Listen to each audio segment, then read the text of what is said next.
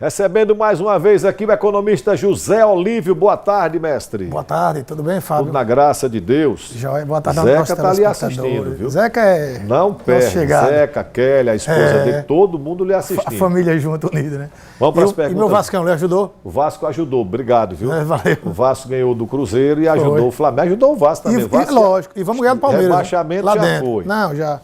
Vamos lá, perguntas aqui. Paulo Santos, lá de Itabaiana.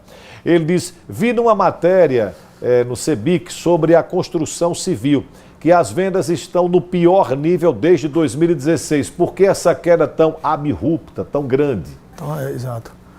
O CBIC é a Câmara Brasileira, né, da Indústria da Construção.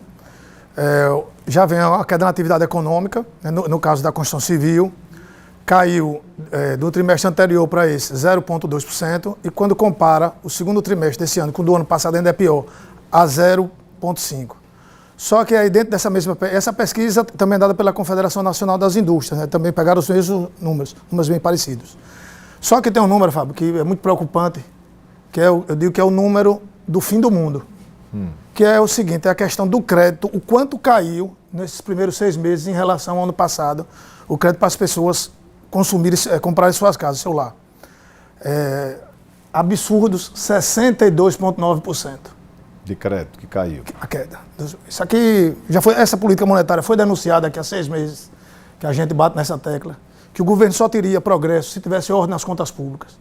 Isso foi feito totalmente ao contrário. Um governo que ele não tem uma direção reta. O Banco Central, ele acena para a direita, com os juros de uma política monetária, mostrando que o fiscal está desregulado. E o governo não para de gastar, não para de empilhar impostos. E para quem disse que o IOF, no caso aí da construção civil, que era o imposto do rico, o rico mora numa casa quitada e ganha seus juros todo dia, sem nenhuma burocracia, sem precisar fazer empenho. É 1 trilhão de juros que nós estamos transferindo para esse povo, através da Faria Lima. E quem ganhou a eleição dizendo que ia ser o pai dos ricos, está fazendo o pai dos pobres, hoje é o pai dos banqueiros. Essa é a conta.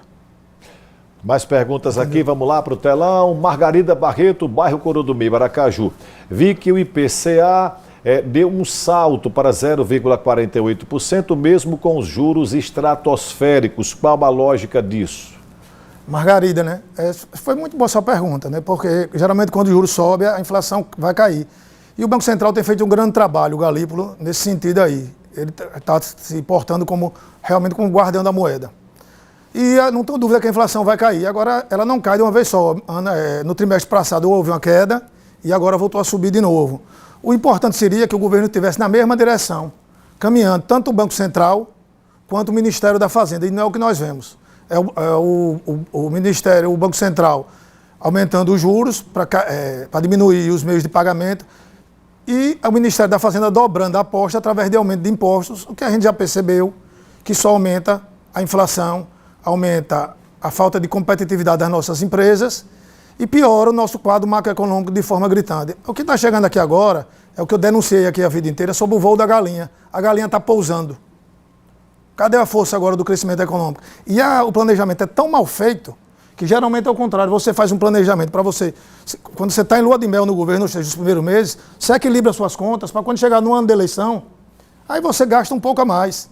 E aqui o que a gente está vendo é o contrário. O governo vai começar o ano de eleição, falta um ano para a eleição, com queda na atividade econômica, com a segunda maior taxa de juros reais do mundo, a inflação fora de controle e a inadimplência das pessoas. O Serasa todo mês é recorde em cima de recorde. Mas sobre a inflação, eu ainda creio no Banco Central. Acho que a gente vai caminhar para a convergência. Perguntas do povo.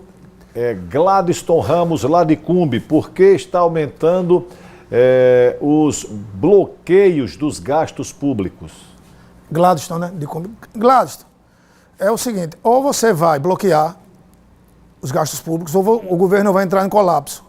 Né? Colapso financeiro. Ou seja, vai faltar dinheiro para poder pagar salários, para poder pagar água, energia. Então, esses aumentos estão sofrendo aonde? Justamente das universidades federais, né? Porque o governo entrou numa situação chamada curva de Laffer, quando você começa a aumentar imposto na economia e a receita começa a cair.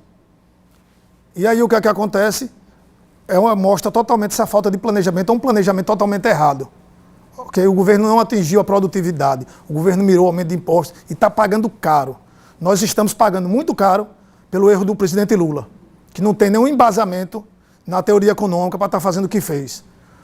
Negando a ciência, o ministro da Economia não é do ramo e não poderia chefiar um orçamento de 4 trilhões e 800 porque ele não estudou para isso. Então o que é que acontece? Nós pagamos 1 trilhão de juros por erro deles.